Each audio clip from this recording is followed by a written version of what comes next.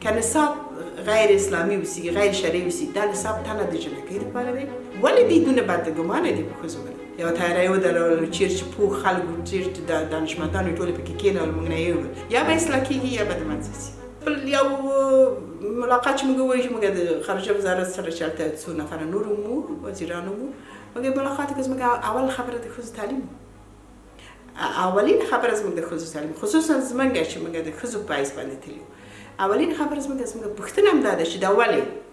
هېڅ دلیل نه و هېڅ دلیل نه و فقط موږ ته ویل چې موږ نه دی تړلی موږ موقتي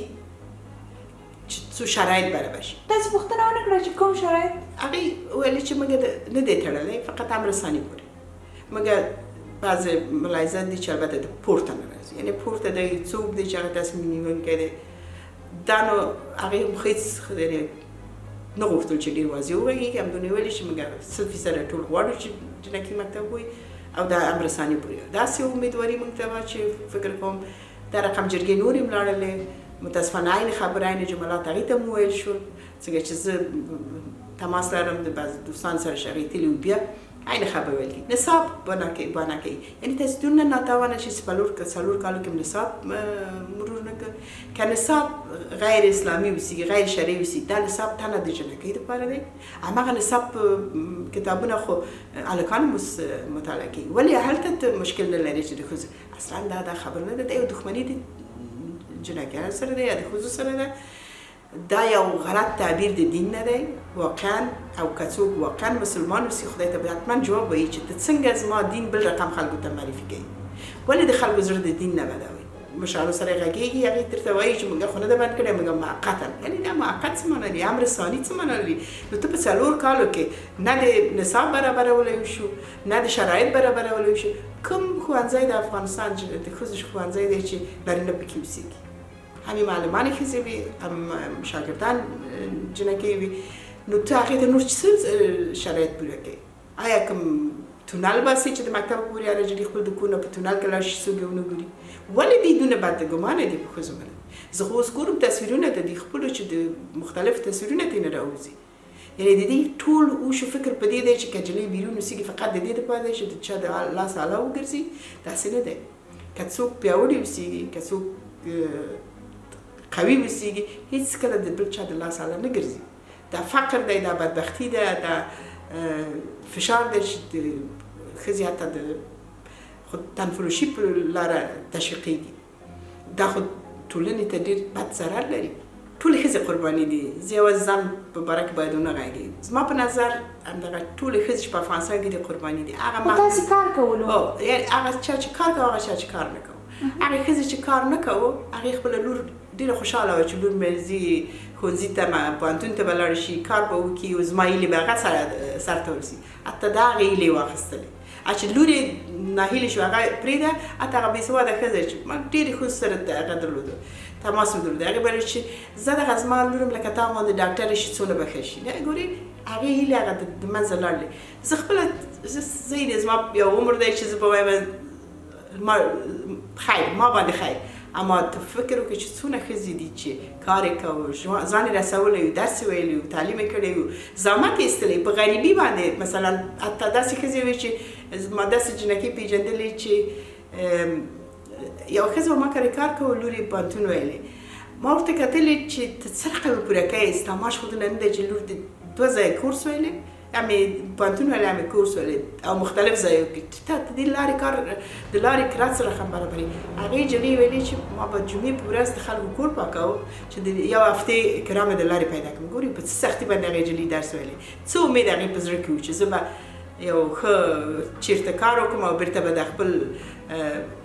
هیلې او ارزوګانو ته به ورسېږم هغه به څه حالت لري زما حالت ډېر دردناکه به نه وي ولې چې زه یعنې د عمر مې ډېر دی اما هغه ځوانه نجلۍ چې ما ته به یې ویلې چې زه د لارې کرایه چې ځایو کې چې نه پوره کېږي زه په پښو ځم ولې چې نه غواړم 15 روپۍ یا 10 روپۍ یو چا ته ورکړم څونه لاره به هغه په پښو تلله بیا به یو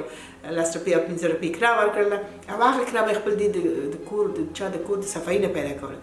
هغه به راته هغه به دې ته څه وایي هغه به یې څنګه وبخي دغه حالت څنګه به وبخي څنګه هغه امکان لري چې هغه د خپل حق نه تېری شي همدا رقم باسواده او بېسواده ښځې ناهیلې شولې څوک خپله مستقیمه څوک غیر مستقیمه یعنې صدمه یې ولیدله. متاسفانه ډېر بعد مغزو فرار چې وایي په افغانستان کې دا هم یو دښمني د افغانستان سره وشوه چې یوه طیاره یې ودرول، چیرې چې پوه خلکو چیرې چې د دانشمندان یې ټولې پکې کېنول، موږ نه یې وویل دا خلا به څوک پوره کړي. دا خلا هم د دې لاسته راوړنه ده چې یو وارې په لکاو تحصیل کړي نارینه او ښځې د لاسه ورکړي. د ټولنې کې څوک پاتې ظاهرا پاتې هم چې د فرضاً پوهنتون اجازه ورکړي چې ټول راشي، یعنې فیصدي پوره ډک شي پوهنتون. د څوک ورته درس ورکړي؟ استادان خو لاړل، ډاکټران لاړل،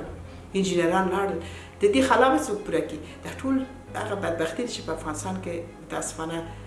یا د کوم تعامل د مخې نه یا زموږ د بدبختۍ د مخې نه په یوه ورځ کې ټول شیان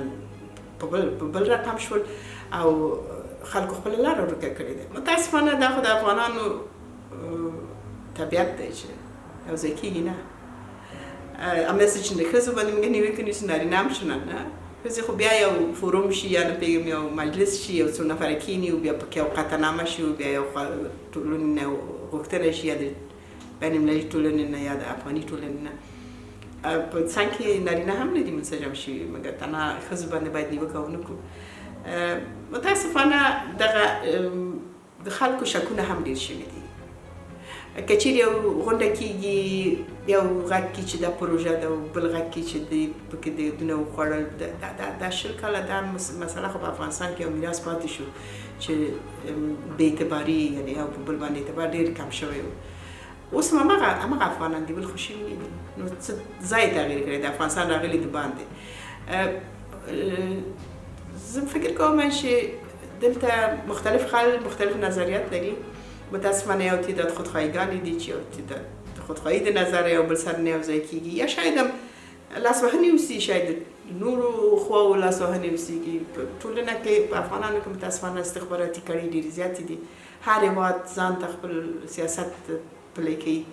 ګاونډیان موږ سره عین چل کې دي او بین المللي ټولنه موږ سره په همدغه چل کې ده. زه وایم باید تمه ولرو.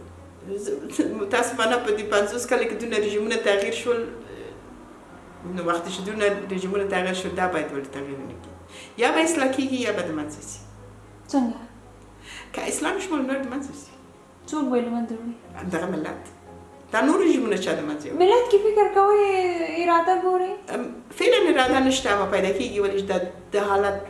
ډېر ځنډ نشي پاتې کېدلی.